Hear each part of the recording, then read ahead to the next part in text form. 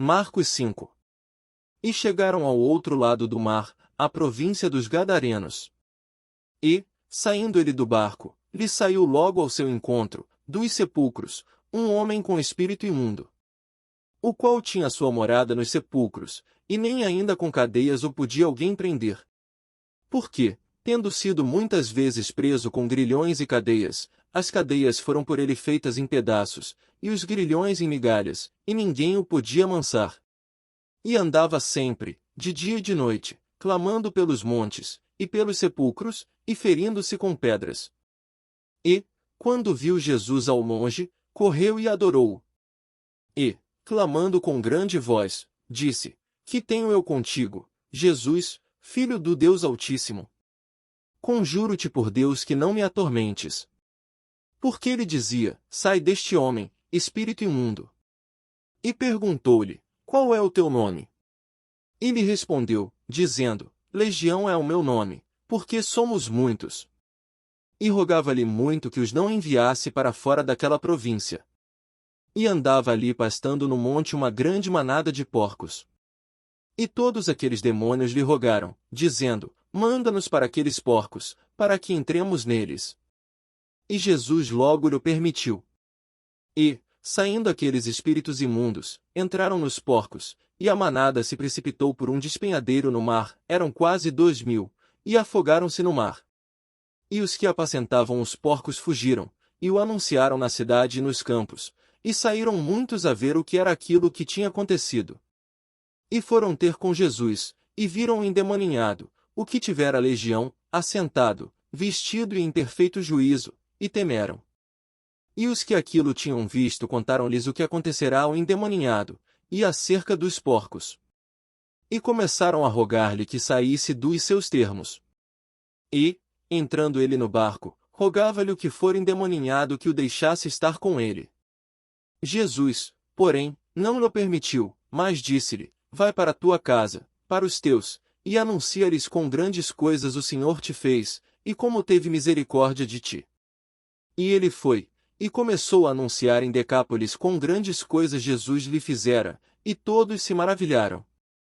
E, passando Jesus outra vez num barco para o outro lado, ajuntou-se a ele uma grande multidão, e ele estava junto do mar. E eis que chegou um dos principais da sinagoga, por nome Jairo, e, vendo, prostrou-se aos seus pés. E rogava-lhe muito, dizendo: Minha filha está à morte, rogo-te que venhas e lhe imponhas as mãos, para que sare, e viva. E foi com ele, e seguia uma grande multidão, que o apertava. E certa mulher que, havia 12 anos, tinha um fluxo de sangue, e que havia padecido muito com muitos médicos, e despendido tudo quanto tinha, nada lhe aproveitando isso, antes indo a pior. Ouvindo falar de Jesus, veio por detrás, entre a multidão, e tocou na sua veste. Porque dizia: Se tão somente tocar nas suas vestes, sararei. E logo se lhe secou a fonte do seu sangue, e sentiu no seu corpo estar já curada daquele mal. E logo Jesus, conhecendo que a virtude de si mesmo saíra, voltou-se para a multidão, e disse: Quem tocou nas minhas vestes? E disseram-lhe os seus discípulos: Vês que a multidão te aperta, e dizes: Quem me tocou? E ele olhava em redor, para ver a que isto fizera. Então a mulher, que sabia o que lhe tinha acontecido, temendo e tremendo, aproximou-se, e prostrou-se diante dele, e disse-lhe toda a verdade. E ele lhe disse: Filha, a tua fé te salvou, vá em paz, e sê curada deste teu mal. Estando ele ainda falando, chegaram alguns do principal da sinagoga, a quem disseram: A tua filha está morta, para que enfadas mais o mestre? E Jesus, tendo ouvido estas palavras, disse ao principal da sinagoga: Não temas, crê somente. E não permitiu que alguém o seguisse, a não ser Pedro, Tiago e João, irmão de Tiago. E, tendo chegado à casa do principal da sinagoga, viu o alvoroço, e os que choravam muito e pranteavam. E, entrando, disse-lhes: Por que vos alvoroçais e chorais? A menina não está morta, mas dorme. E riam-se dele, porém ele, tendo-os feito sair, tomou consigo o pai e a mãe da menina, e os que com ele estavam, e entrou onde a menina estava deitada. E, tomando a mão da menina, disse-lhe, Talita cumi, que, traduzido, é, menina, a ti te digo, levanta-te. E logo a menina se levantou, e andava, pois já tinha 12 anos, e assombraram-se com grande espanto. E mandou-lhes expressamente que ninguém o soubesse, e disse que lhe dessem de comer. Marcos 6. E, partindo dali, chegou à sua pátria, e os seus discípulos o seguiram. E, chegando o sábado, começou a ensinar na sinagoga, e muitos, ouvindo, se admiravam, dizendo, de onde lhe vêm estas coisas? E que sabedoria é esta que lhe foi dada? E como se fazem tais maravilhas por suas mãos? Não é este o carpinteiro, filho de Maria, e irmão de Tiago, e de José, e de Judas e de Simão? E não estão aqui conosco suas irmãs? E escandalizavam-se nele. E Jesus lhes dizia, não há profeta sem honra senão na sua pátria, entre os seus parentes, e na sua casa. E não podia fazer ali nenhuma obra maravilhosa, somente curou alguns poucos enfermos, impondo-lhes as mãos. E estava admirado da incredulidade deles. E percorreu as aldeias vizinhas, ensinando.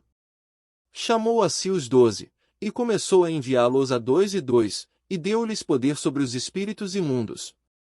E ordenou-lhes que nada tomassem para o caminho, senão somente um bordão, nem alforge, nem pão, nem dinheiro no cinto. Mas que calçassem alparcas, e que não vestissem 2 túnicas. E dizia-lhes, na casa em que entrardes, ficai nela até partirdes dali. E tantos quantos vos não receberem, nem vos ouvirem, saindo dali, sacudi o pó que estiver debaixo dos vossos pés, em testemunho contra eles. Em verdade vos digo que haverá mais tolerância no dia de juízo para Sodoma e Gomorra, do que para os daquela cidade. E, saindo eles, pregavam que se arrependessem. E expulsavam muitos demônios, e ungiam muitos enfermos com óleo, e os curavam. E ouviu isto o rei Herodes, porque o nome de Jesus se tornará notório, e disse, João, o que batizava, ressuscitou dentre os mortos, e por isso estas maravilhas operam nele. Outros diziam, é Elias. E diziam outros, é um profeta, ou como um dos profetas.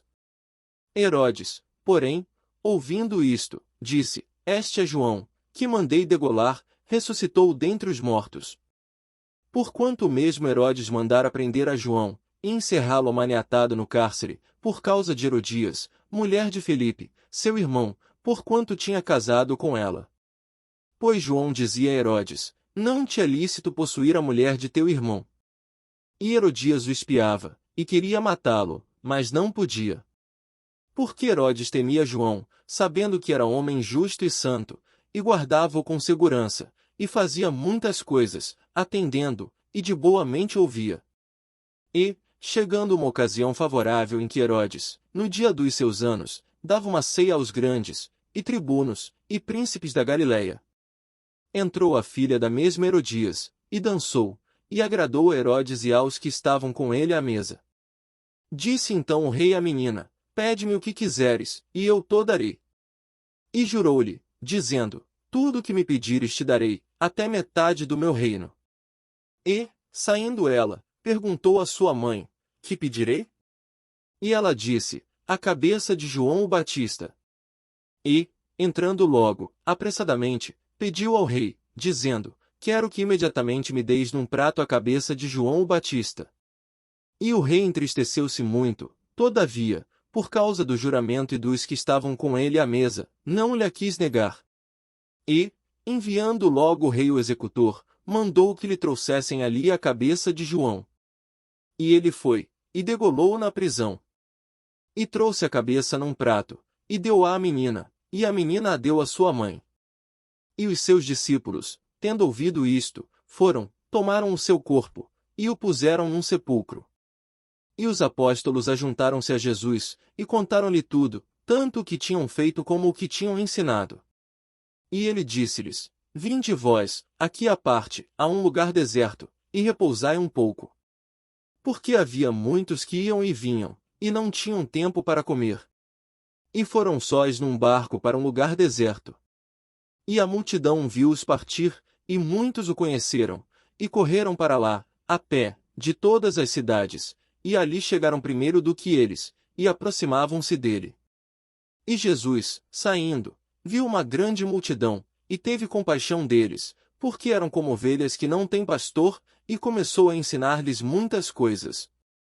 E, como o dia fosse já muito adiantado, os seus discípulos se aproximaram dele, e lhe disseram: o lugar é deserto, e o dia está já muito adiantado. Despede-os, para que vão aos lugares e aldeias circunvizinhas, e comprem pão para si, porque não têm que comer.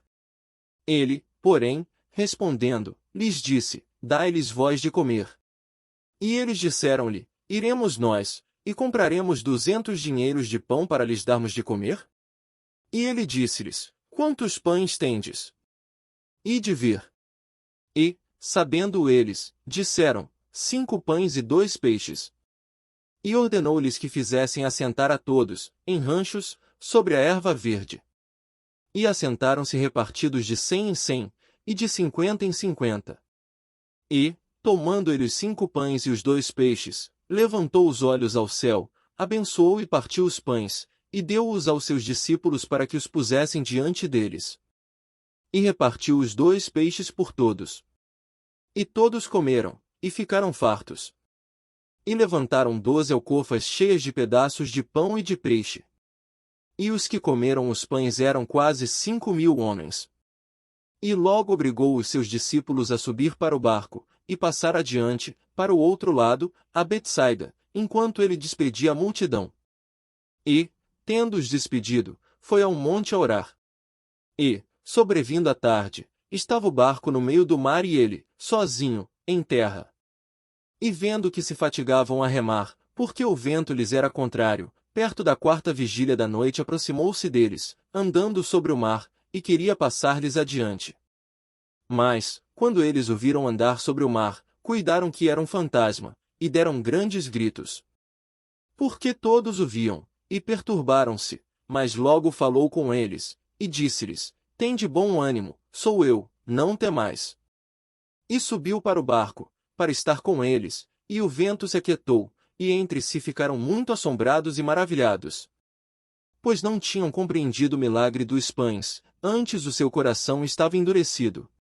E, quando já estavam no outro lado, dirigiram-se à terra de Genezaré, e ali atracaram. E, saindo eles do barco, logo o conheceram. E, correndo toda a terra em redor, começaram a trazer em leitos, aonde quer que sabiam que ele estava, os que se achavam enfermos. E, onde quer que entrava, ou em cidade, ou aldeias, ou no campo, apresentavam os enfermos nas praças, e rogavam-lhe que os deixasse tocar ao menos na orla da sua roupa, e todos os que lhe tocavam saravam.